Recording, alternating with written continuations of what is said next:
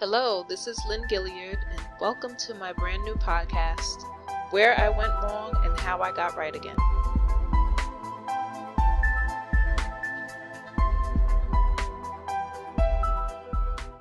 Hello, this is Lynn Gilliard. I am the author of 4 books on life and love for women. You might have heard of my best-selling title in the love and relationship category at Audible, which is Let Him Chase You. This is my brand new podcast. It's an idea that I've been mulling around in my mind for some time now. I've been compelled to go ahead and just start, even though the recording quality isn't A1 just yet. You might hear some background noise from time to time, a cat meow or something drop. The quality of this podcast will get better and better with time, so please be patient with me. I've been wanting to start a podcast for some time now, but I've delayed doing it for a number of reasons. The number one reason is fear. Fear of expressing myself the way I know that I really have to if this podcast is going to reach who I want it to reach, which is women of all ages. I decided on a theme entitled Where I Went Wrong and How I Got Right. The main title of this new podcast series is Where I Went Wrong, but I hesitated to call it that. Why? Because some of the quote-unquote wrong decisions that I've made in life have led me down the path to something special and unique. For instance, if I had never gone through relationship drama, I never would have had the inspiration to write my book, Let Him Chase You, for the thousands of women who read my book and really needed to hear those words. I also hesitated to call this podcast Where I Went Wrong because it implies that something is wrong, but I know now that no matter how wrong a person's life may seem at any given point in time, there's always an opportunity for it to get better. There's always an opportunity for you to change things around. I don't care if you're 85 years old. I believe that you can have a better life despite a bad decision from your past with the help of God, love in your heart, a determined spirit, and an open mind. I ultimately decided to go with this podcast title because I believe it will capture the attention of a lot of women who feel like they've gone wrong somewhere. I also chose to add the subtitle, and How I Got Right, to indicate that something productive and positive will come from each story I tell. I'm doing this podcast in hopes that it will somehow connect older and younger women. We women who have been there and done that definitely have more than a few stories to tell. Those experiences don't have to be in vain. Our stories might help some girls and young women make a better choice in the future. Oftentimes, women have contentious and mistrustful relationships with each other, but the truth is that we are each other's strength. When we come together, we are a powerful and positive voice and force to be reckoned with. I'll start off this series telling my own, sometimes very embarrassing stories, then open up the floor for submissions from other women who want to tell their 5 to 10 minute individual stories of where they think they went wrong and how they got right again. Even if you haven't yet gotten right from the situation, I would like to hear your stories. I think it will be therapeutic for a lot of women, and maybe there'll be a solution that comes from it. So that said, I'm going to jump right into my first episode of Where I Went Wrong and How I Got Right. It's entitled, Moving a Man I Barely Knew into My Home After 2 Weeks. When I was in my mid-20s, I was, I guess you could say, a little bit wild. I was very fun-loving. I liked to go out and party. I would go to a lot of clubs. And one night, I went to a club and I met a guy, and there was this instant connection with him. He just came right over to me and just grabbed me, and we danced the night away. And it was, it almost felt as if I had known him before. We just felt this connection. So we quickly became inseparable. He went home with me that night and we just talked. We didn't have sex. We just talked and talked. The next day we hung out the whole day. We just basically for the whole entire week he would go back to where he lived and he would come back and we would hang out and we would go out on dates, and things were just going very well at that point. Like I really liked him and he really liked me. So after about 2 weeks of dating, I got the bright idea to allow him to move in with me after just 2 weeks. And I can definitely say that that decision was on the top 3 list of the worst decisions that I've made in my life.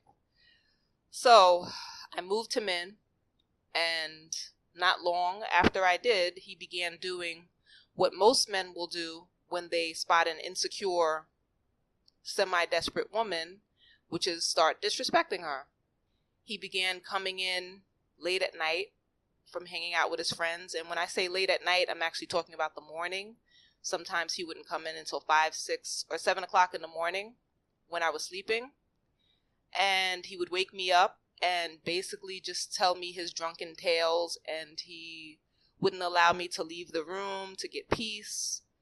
And this process just started to become a habit. It was an almost daily thing.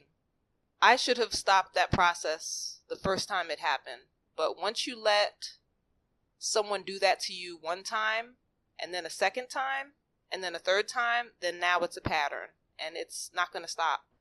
So basically, this was my life now. Like, I had allowed him to invade my life, and I didn't really know how to get rid of him because I still thought I loved him, or I thought that I really liked him, and I didn't want him to leave. But I also had to recognize that I was not happy with this arrangement. So in retrospect, I now can definitely say that that was emotional abuse. I was being emotionally abused. I felt trapped. I felt like I couldn't leave my home. I started to become isolated from my family and from my friends. I didn't go out anymore. And I'd say about 2 years in of the emotional abuse, it became physical. And not on a regular basis, but there were, I would say, maybe 3 or 4 occasions where it became physical. And to that point, I had never been just outright physically attacked by a man before. But just to give you one story of the physical abuse, I think I was in my car trying to leave to go to a friend's house because he was annoying me. And he jumped into the car with me and started yelling and screaming with me. And I just burst out to him that I didn't love him anymore and that I didn't want to be with him anymore. So when I said that, he punched me in the face with the back of his fist. And I just sat there in shock. I couldn't believe that he had just done that. Even despite all of the emotional abuse that I had been dealing with, I'd never had someone do that to me before. And that should have been the last time that I ever dealt with him. I should have really left him, but it was hard to do that because he was basically living with me. And there were cases where I called the police to get him to leave, and they would make him leave. But then he would climb in through a window. I remember he climbed in through a second floor window one time and just got back into the house. He would always find his way back into the house some way or somehow. And once he was back in, I didn't want to call the police again and just have the whole process happen again. So I just started to get used to this routine and accepting that there was nothing that I could do. And I literally just felt trapped in a really bad situation. I wanted out. But the thing about emotional abuse or any type of abuse is that there's a cycle. So he would do something really crazy the night before, and then the day after he would make me laugh as if nothing had ever happened. He would cook me breakfast or what have you. So, and then on top of that, another reason why this cycle of abuse would continue is because of my need at that time as a woman to try to save him, which a lot of us women do. We want to save a troubled guy, and he definitely was a troubled person. He was a good person at heart when he was sober, but when he had a drink, when he got under the influence, he totally changed into a different person, Jekyll and Hyde. So I definitely would say, just to step out of the story real quick, that we women have got to stop trying to save men. You can't be their savior, because that was basically what I was doing the majority of the relationship.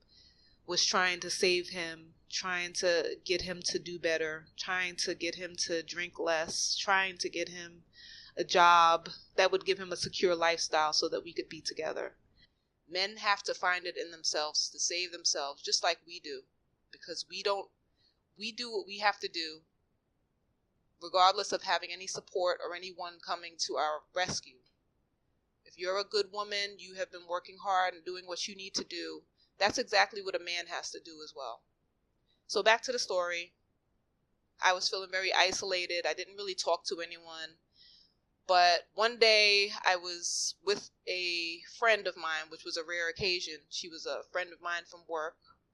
And I was at her apartment, and I don't know how the topic came up, but I finally just told her. She's probably the only person that I really told that I was going through this situation. And to my surprise, she told me that she had been going through the same situation with her ex-husband. So I was shocked and kind of relieved to learn that somebody else was going through a similar case. And it kind of gave me a little bit of a boost in believing that I could get out of the situation myself. So after that, I stuck around again, continued the cycle of abuse, but I had this seed planted in my mind of, this is not normal. Other people are going through this. You're not alone. So one day, which was I guess you could call it the last straw, he broke my laptop. He just grabbed it and threw it on the ground. And when he did that, something just snapped on or off inside of me. I don't know which way, but that was it. And I realized that I have to leave, because he not only was threatening my personal safety at that point, but now he was threatening my livelihood, which was basically, he was threatening my ability to make a living. So after that, I had made a final decision that I was leaving. And even though it was my home, I said that I was going to leave. I didn't care anymore at that point. So when he left to go hang out with his friends or whatever, he probably didn't come home again until 7 o'clock in the morning. I gathered all of my things up, got everything packed up that I need, the basics, and I left.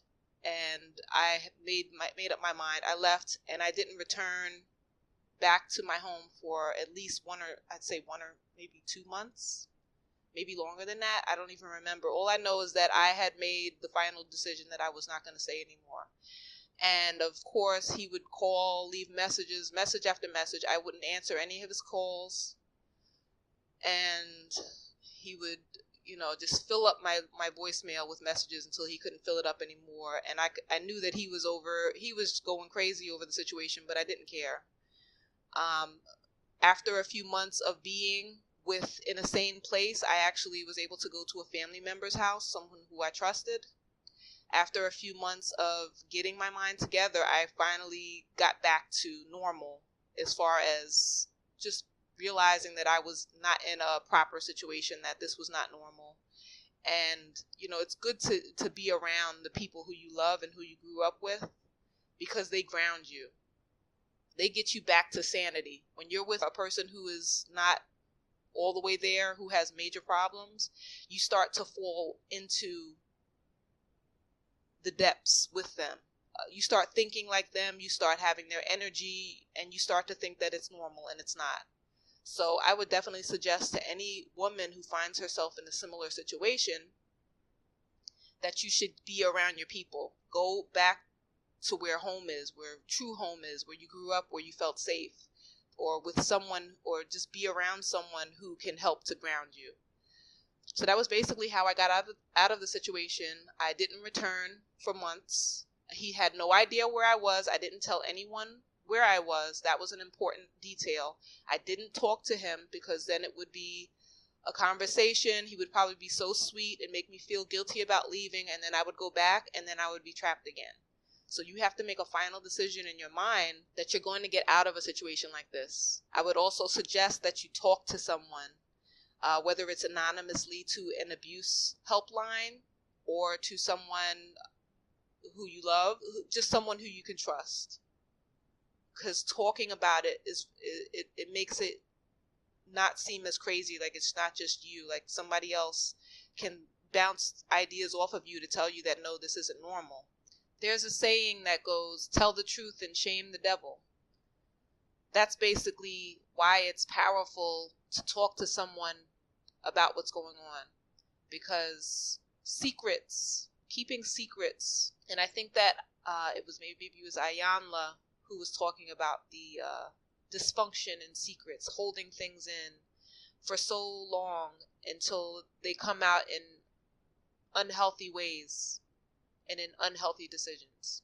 In my case, I didn't tell anybody because I didn't want to involve them into a mess that I made. Like I didn't want anyone to feel like they had to come to my rescue or put their themselves in jeopardy or at risk. So I kept it to myself. But I do think that there is a great value in just talking to someone, another person, about what you're going through so that you can realize that it's not normal. I can't even explain to you the amount of confidence I had when I finally freed myself from the situation.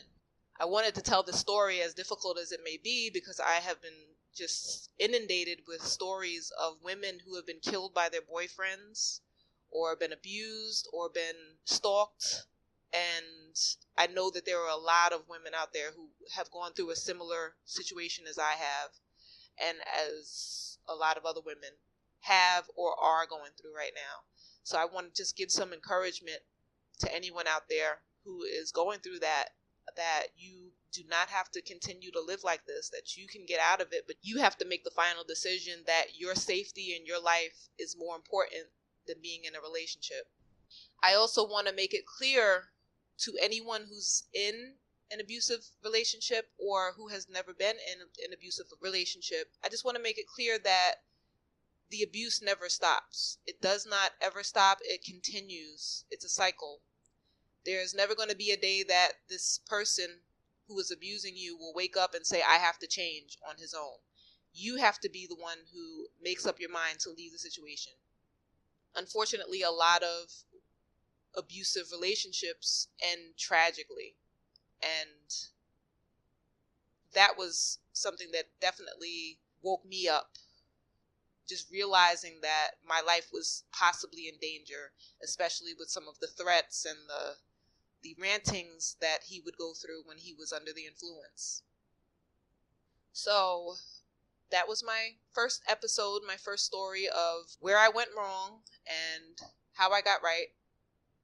I basically got right by getting out of the situation. I had to leave it, despite the fact that I really cared about him and I really wanted him to do better and be better. I had to get out of the situation for my own safety, because that's what's most important.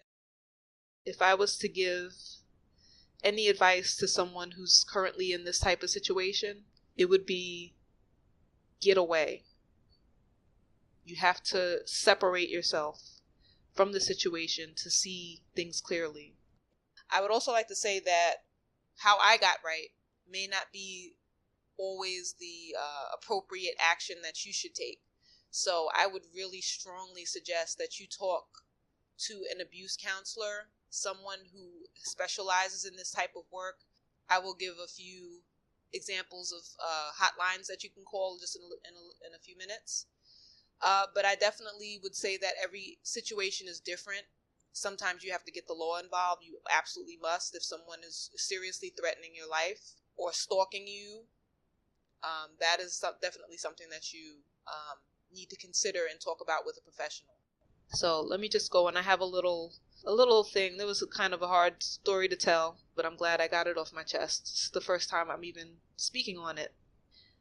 So if I had to say where I went wrong in this situation, to go along with the theme, where I went wrong was trusting the wrong kind of guy, not finding out more about this particular person's family, his life, and his friends before allowing him to move into my home, and before getting into a serious relationship with him. Also, where I went wrong was letting my loneliness guide my decisions and allowing this situation to happen. It caused me to have an increased distrust for men, and it had negative effects on my self-esteem. that it's taken years to heal. And just the fact that I'm still emotional about it all these years later shows how deep it was making this one bad decision.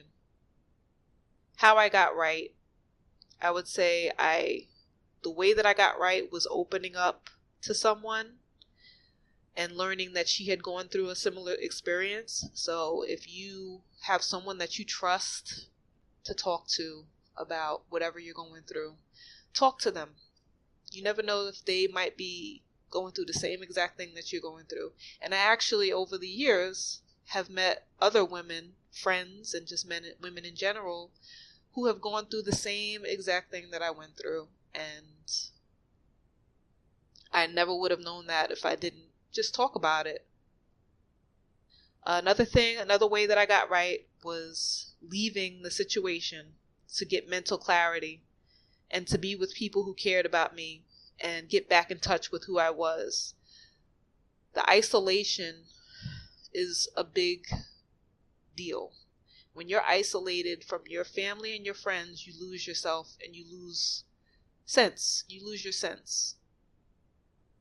It's like walking around in the dark. You need somebody there who knows you, who loves you, who can help you get on the right track. And another thing that I did right to get right was sticking by my decision to leave the relationship no matter what. I wasn't going to falter. I made a firm decision to leave, and that's why I was able to get out of it. If I had faltered and said or listened to a message and got sentimental one night or gotten drunk one night and texted him or called him or whatever, then the whole plan would have went up in smoke. I had to get serious about it. I had to leave and be serious about it, and I was. A couple of other things. I wanted to talk about the indicators of an abuser. Another one of the reasons why I'm coming out with this story and with this, making this the first episode of my podcast, is because a lot of women don't realize that this can happen to them. A lot of women, especially young women, they don't see an abuser coming, and they don't think that they can get stuck in a situation like this. So here are a few indicators of someone who abuses women from my personal experience. He clings to you too quickly. He falls in love, I say quote unquote love, very fast. He wants to be around you all the time. He hates or has a contentious relationship with his mother. That's a big, big warning sign. You do not want to get yourself tangled up with a man who absolutely hates his mother. He continually tries to isolate you from your friends and family. He always wants to know where you're going and with who. Very controlling. He puts you down or breaks down your self-esteem. For example, this particular person I was in a relationship with, he would tell me that his ex was better looking than me, like just to lower me, like, you know, you should be glad that I even chose you, type of thing. He abuses drugs or alcohol. You should watch his behavior in public social situations. If he has no problem being wild and inappropriate in public, imagine how he will be in private. Another big indicator is if his family members warn you. If someone's family member is warning you not to date this person, then you had better listen to them because they know him better than anyone. And then also just know that the first outburst of anger from a man is the beginning of the abuse progression. It only gets worse from there, and it will never stop. It will continue. He's not going to change. He's not going to feel sorry that he did it and not do it ever again. It just doesn't happen that way. You can ask any woman who's ever been in an abusive relationship. The abuse does not stop. Unfortunately, women who stay in their relationships with abusive men, it almost always ends tragically. So young women, I know we all want to believe that we're different and special and that nothing like this can ever happen to us, but it happens to a lot of women. A lot of women are quietly suffering in this type of situation right now because they're embarrassed. They never thought it could happen to them. There have been too many stories in the news recently of women being murdered by their abusive boyfriends and husbands. Many of them likely didn't think it could happen to them either. You are a special and unique person, but you are not immune from meeting the wrong guy who can turn your life upside down. Please heed this advice and make wise choices about who you associate with. Also, be willing to do some inner work, because you can attract certain types of men into your life based on how you're feeling about yourself, and even because of your relationship or non-relationship with your father. Oftentimes, the chaos that we see as children becomes normal to us as adults. If you're currently in an abusive situation, don't be afraid to anonymously call the Domestic Violence Hotline at 1-800-799-7233. That's 1-800-799-7233. Or visit thehotline.org. Another resource is Safe Horizons at 800-621-HOPE. 800-621-HOPE. There are also people who can help you locally in your town or city. Visit domesticshelters.org for a search. Also, remember to clear your browser history when you visit these sites for your own protection. So that's my first episode of Where I Went Wrong and How I Got Right. It was a tough one. I think the future ones will be a little less intense. If you want to make a submission for a future episode of Where I Went Wrong and How I Got Right, just use the voice memo app on your phone, save the file, and email it to submissions@youmatterbooks.com. It doesn't have to be perfect. Just express yourself honestly and tell something that you learned from the experience. If you send a submission, please keep it to about 5 to 10 minutes or less and remain anonymous, or choose a different name if you'd like. Remember to include a line in your email stating that you give full permission to have this audio played in my Where I Went Wrong podcast series. Remember that making a wrong decision doesn't have to define your life and who you are as a person. No matter where you currently are in life, I pray that you start the journey to a better, happier place today. You can do it. Love, Lynn. This podcast, Where I Went Wrong and How I Got Right, is brand new and definitely needs some help to be all that it can be. If you would like to support its growth, please support one or more of my books, which are available at Amazon and Audible.com. Visit youmatterbooks.com for the full listing of titles by Lynn Gilliard, including Survive, Live or Thrive, and Let Him Chase You.